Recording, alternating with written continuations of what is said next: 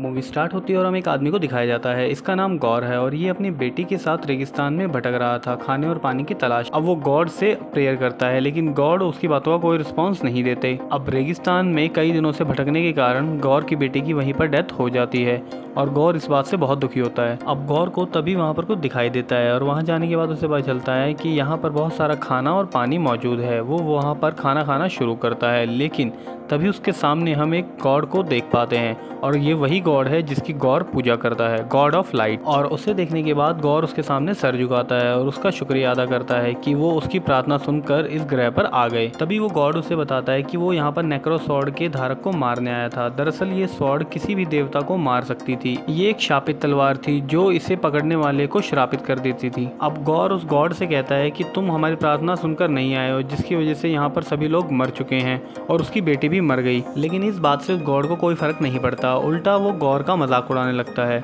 और तभी गौर उस गुस्से में आकर उसका वो लॉकेट अपने गले से निकालकर फेंक देता है, जिस पर वो गॉड ऑफ लाइट उसे पकड़कर मारने ही वाला होता है कि तभी वो नेक्रो स्वॉर्ड गौर के हाथ में आ जाती है, जिससे वो उस गॉड को वहीं पर मार देता है और वो कसम खाता है कि वो इस दुनिया के सभी गॉड्स को मार देगा। अब सीन शिफ्ट होता है और हमें थॉर को दिखाया जाता है जो कि गार्डियंस ऑफ द गैलेक्सी के साथ मिलकर पूरी गैलेक्सी में लोगों की जान बचाता है। और अब वो एक नए प्लेनेट पर पहुंच चुके हैं जहां पर वो सभी विलन्स के साथ फाइट करते हैं और थॉर अकेला ही सभी विलन्स को मार देता है और यहाँ पर वो खुद ज्यादा ही शो ऑफ करता है और उसी में वो वहाँ के लोगों का पवित्र मंदिर भी तोड़ देता है। अब वो लोग वापस अपनी शिप पर पहुँचते हैं जहाँ पर वो इमरजेंसी कॉल्स को रिसीव करते हैं और उन्हें पता चलता है कि थोर की पुरानी दोस्त वो अभी मुसीबत में है। अब थॉर और कॉर्ग मिलकर अपनी दोस्त की मदद करने के लिए वहाँ से चले जाते हैं। अब सीन शिफ्ट होता है और हमें जेन को दिखाया जाता है और हमें पता चलता है कि जेन को 4th स्टेज का कैंसर हो गया है और वो यहाँ पर अपनी रेगुलर थेरेपी करवाने आई है और उसके पास अब बहुत कम टाइम बचा है। अब उसने हर तरीके का टेस्ट ट्राई कर लिया लेकिन उसकी बीमारी का कोई इलाज नहीं मिल पा रहा। अब वो एक बुक में थॉर के हैमर के बारे में पढ़ती है जहाँ उसे पता चलता है कि ये हैमर किसी भी इंसान को सुपर नेचुरल पावर तो देता है पर साथ ही वो उसे अच्छी हेल्थ भी देता है। अब हमें पृथ्वी पर बने नए एसगार्ड को दिखाया जाता है जहाँ की क्वीन वेलगरी होती है जो कि उस अपने शहर को बहुत अच्छे तरीके से चला रही होती है। अब यहाँ पर लोग टूरिस्ट की तरह घूमने भी आते हैं जहाँ पर वो लोग थॉर के टूटे हुए हैमर को भी देखते हैं। अब उन्हीं लोगों में हम वहाँ जैन को भी देख पाते हैं जो कि थॉर के उस हैमर को देखने आई होती है और तभी उस हैमर में हलचल होने लगती है, उसके सारे टुकड़े हवा में उड़ने लगते हैं और सीन यहीं पर कट हो जाता है। और अब हमें थॉर को दिखाया जाता है जो कि सिफ को बचाने के लिए उस ग्रह पर पहुंच चुका था और यहाँ आने के बाद थॉर देखता है कि इस प्लेनेट के गॉड को भी किसी ने मार दिया है। अब थॉर सिफ के पास पहुंचता है जहाँ पर सिफ उन्हें बताती है कि एक आदमी है जिसके पास नेक्रोन स्वॉर्ड है और वो सभी गॉड्स को मार रहा है और अब वो एसगार्ड की तरफ बढ़ रहा है। और अब हमें एसगार्ड का सीन दिखाया जाता है जहाँ पर गौर पहुंच चुका था और अब उस नेक्रोन स्वॉर्ड की हेल्प से वो वहाँ पर डार्क वर्ल्ड के डीमंस को बुला लेता है और अब वहाँ पर फाइट शुरू हो जाती है जहाँ पर वेलकरी उन सबका सामना करती है। लेकिन तभी वहाँ पर थॉर भी पहुँच जाता है और वो दोनों मिलकर उनसे फाइट करना शुरू करते हैं। अब वेलकरी थॉर से पूछती है आखिर ये है कौन, जिस पर थॉर बताता है कि वो भी नहीं जानता।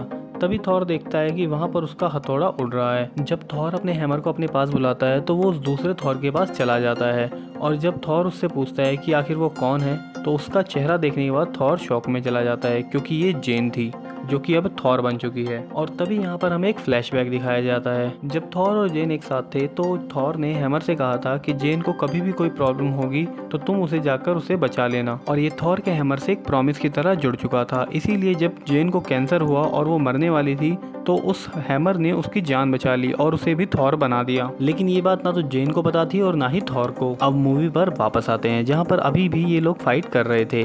तभी वहाँ पर गौर भी आ जाता है और वो थॉर से फाइट करना शुरू करता है। अब गौर के हाथ में थॉर को नेक्रोन स्वॉर्ड दिखती है और वो समझ जाता है कि यही है जिसने सभी गॉड्स को मारा है। अब थॉर और गौर की फाइट होती है लेकिन गौर थॉर को हरा नहीं पाता और तभी वहाँ पर जेन और वेलकरी भी आ जाते हैं, इसीलिए वो वहाँ से चुपचाप भाग जाता है। लेकिन जाते वक्त वो सभी बच्चों को किडनैप करके अपने साथ ले जाता है। अब सभी लोग बच्चों के किडनैप होने की वजह से बहुत ज्यादा परेशान थे। तभी वहाँ पर हेमडाल का बेटा यानी कि एस्ट्रेन की इमेज बनती है जो कि थॉर से बात करने की कोशिश करती है। अब थॉर उससे बात करता है और उसके डैड ने जो मैजिक उसे सिखाया था उसकी हेल्प से थॉर उससे कनेक्ट करता है और वो उस जगह पहुंच जाता है जहां पर अभी सभी बच्चे मौजूद थे। अब उसे पता चलता है कि गौर उन सभी बच्चों को सायों की सल्तनत ले जा रहा है, जहां पर कोई भी कलर एग्जिस्ट नहीं करता, वहां पर अंधेरों का राज है। अब ये बात वो वापस आकर सभी को बताता है। तभी वेलकरी कहती है कि सायों की सल्तनत में उसकी ताकत बहुत ज्यादा होगी, हम उसका सामना अकेले नहीं कर पाएंगे। इसलिए वो लोग डिसाइड करते हैं कि वो पहले उस जगह पर जाएंगे जहाँ सभी गॉड्स रहते हैं, ताकि वो उनकी सेना की हेल्प से सायों की सल्तनत में जाएं और उस गौर को हरा सकें। थॉर ये भी बताता है कि वो अपनी टीम में ज़्यूस को भी शामिल करेंगे, क्योंकि वो सबसे ताकतवर और देवताओं के राजा हैं। अब वो लोग वहां से जाने की तैयारी करते हैं। दूसरी तरफ हमें जेन को दिखाया जाता है, जो कि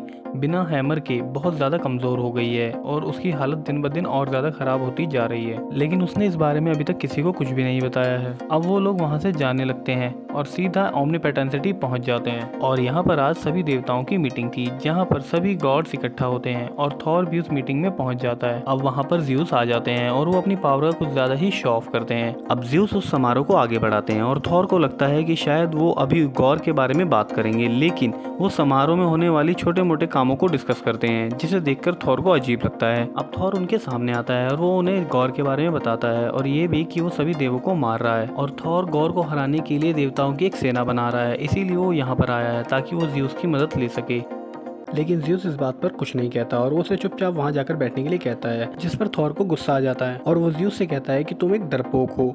तभी ज़्यूस उसको वहीं पर बांध देता है और अब ज़्यूस उसके पास आता है और वो उससे कहता है कि हाँ मैं डरपोक हूँ, क्योंकि गौर के पास नेक्रो स्वॉर्ड है और वो सभी देवताओं को मार सकता है, इसलिए जब तक हम यहाँ पर हैं और हम सेफ हैं। मुझे ये भी पता है कि गौर इटर्निटी की तरफ जा रहा है, लेकिन वो उसे ओपन नहीं कर पाएगा, इसलिए हमें डरने की कोई ज़रूरत नहीं और अब तुम लोगों को भी यहीं रहना पड़ेगा, वरना तुम्हारे जरिए गौर यहाँ तक पहुँच सकता है। अब तभी वहाँ पर फाइट शुरू हो जाती है और ज़्यूस अपने थंडरबोल्ट से कॉर पर अटैक करता है, जिससे कॉर वहीं पर मर जाता है। और अब ज़्यूस थॉर पर भी अटैक करता है, लेकिन थॉर उसी के हथियार से उसे मार देता है और ये देखकर वहाँ खड़े सभी लोग शॉक हो जाते हैं और इसका फायदा उठाकर थॉर और बाकी सभी लोग वहाँ से ज़्यूस का थंडरबोल्ट लेकर चले जाते हैं। ज़्यूस के अटैक के बाद कॉर की पूरी बॉडी टूट चुकी थी, अब बस उसका फेस ही बचा था। अब ज़्यूस मर चुका था और उनके पास कोई देवता की सेना नहीं थी, इसीलिए वो तीनों डिसाइड करते हैं कि अब वो तीनों मिलकर ही कॉर का सामना करेंगे। अब वो लोग जेन को ये भी बताते हैं कि इटर्निटी ब्रह्मांड की ऐसी जगह है जहाँ पर पहुँचने वाले पहले व्यक्ति की कोई भी इच्छा पूरी हो जाती है। अब जेन और थॉर आपस में बात कर रहे होते हैं, जहाँ पर जेन थॉर को बताती है कि उसे कैंसर है और वो जल्दी ही मरने वाली है। और ये सुनने के बाद थॉर को बहुत शौक लगता है और वो समझ जाता है कि उसका हैमर जेन को प्रोटेक्ट कर रहा है। अब वो लोग सायों की सल्तनत में पहुँचते हैं, जहाँ जाने के बाद वो बच्चों को ढूंढना शुरू करते हैं, लेकिन उन्हें कहीं पर भी बच्चे नहीं दिखते। और एक गुफा के अंदर जेन को दिखाई देता है कि इटर्निटी का दरवाजा खोलने के लिए स्टॉर्म बेकर की जरूरत पड़ती है और वो समझ जाती है कि ये एक जाल है। तभी वो बाकियों को आकर इस बारे में बताती है और स्टॉर्म बेकर को वहाँ से दूर फेंक देती है, लेकिन तब तक वहाँ पर गौर भी आ चुका था, जो कि उन सभी को पकड़ लेता है। अब वो थॉर को स्टॉर्म बेकर को वापस बुलाने के लिए कहता है, लेकिन थॉर ऐसा नहीं करता, इसलिए वो जेन को मारने की धमकी देता है। तभी थॉर वहाँ पर एक जोरदार बिल्ली का झटका देता है, जिससे वो सभी लोग आजाद हो जाते हैं। अब वो लोग गौर से फाइट करना शुरू करते हैं, लेकिन अंधेरे की सल्तनत होने की वजह से यहाँ पर गौर की ताकत बहुत ज्यादा होती है, जिसकी वजह से वो एक एक करके सभी को हराने लगता है। अब वेलकरी को बहुत ज्यादा चोट लग जाती है, जिसकी वजह से उन लोगों को वहाँ से जाना पड़ता है। अब थॉर अपने स्टॉर्म बेकर की हेल्प से वहाँ से जाने की कोशिश करता है, लेकिन जैसे ही बायफ्रॉस्ट ओपन होता है,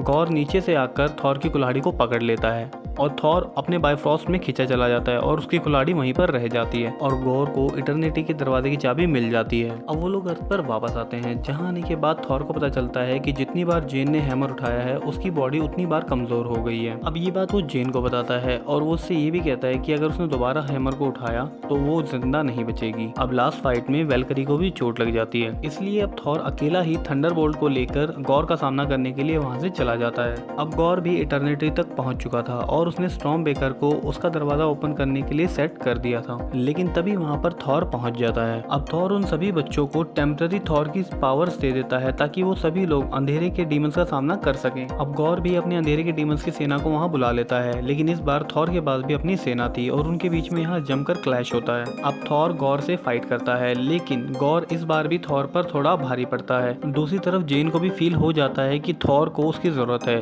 और तभी उसके सामने वहाँ हैमर आ जाता है और अब वो भी फाइनली थॉर की हेल्प करने के लिए वहाँ पर पहुँच जाती है। अब जेन गौर से फाइट करती है और थॉर स्टॉर्म बेकर को वहाँ से छुड़ाने की कोशिश करता है, लेकिन तब तक इटर्निटी का दरवाजा खुल चुका होता है। अब थॉर स्टॉर्म बेकर की हेल्प से उन बच्चों को वापस अर्थ पर भेज देता है और जेन और थॉर मिलकर उस नेक्रोन स्वॉर्ड को तोड़ देते हैं, जिससे कि गॉर की सारी पावर खत्म हो जाती है। लेकिन इसमें जेन की भी काफी हालत खराब हो जाती है और उसके पास ज्यादा टाइम नहीं बचा। तभी गॉर उस इटर्निटी के अंदर चला जाता है। अब गॉर इटर्निटी के सामने था और वो अपनी विश मांग सकता था, इसलिए थॉर उसे छोड़कर जेन के पास चला जाता है ताकि वो उसके लास्ट समय में उसके साथ रह सके। और वो गॉर से कहता है कि तुम वो विश करो जो तुम्हें सचमुच चाहिए। और गॉर अपने लास्ट समय में अपनी बेटी को जिंदा करने की विश मांगता है। और यहाँ पर जेन का टाइम पूरा हो चुका था और वो थॉर के सामने ही मर जाती है। दूसरी तरफ गॉर भी अपने लास्ट टाइम पर था और वो अपनी बेटी के सामने ही अपना दम तोड़ देता है। अब हमें अर्थ का सीन दिखाया जाता है जहाँ सभी बच्चे एसगार्ड पहुंच चुके थे और अब हमें यहाँ पर जेन का एक बहुत बड़ा स्टैचू बना हुआ दिखता है, जिसमें सभी लोगों को बताया जाता है कि जेन भी एक माइटी थॉर थी। अब एसगार्ड में वैल्करी सभी बच्चों को लड़ने की ट्रेनिंग देती है। दूसरी तरफ हम थॉर को देखते हैं जो गॉर की बेटी को अपने साथ रखता है और उसे जीने का तरीका सिखाता है। लेकिन यहाँ हमें पता चलता है कि उसके अंदर भी सुपर नेचुरल पावर्स हैं, जैसे कि थॉर के पास हैं। अब थॉर उसे बुरे लोगों से लड़ना सिखा रहा है और यहीं पर मूवी का एंड हो जाता है। और मूवी के पोस्ट क्रेडिट सीन में हमें दिखाया जाता है कि ज़्यूस अभी जिंदा है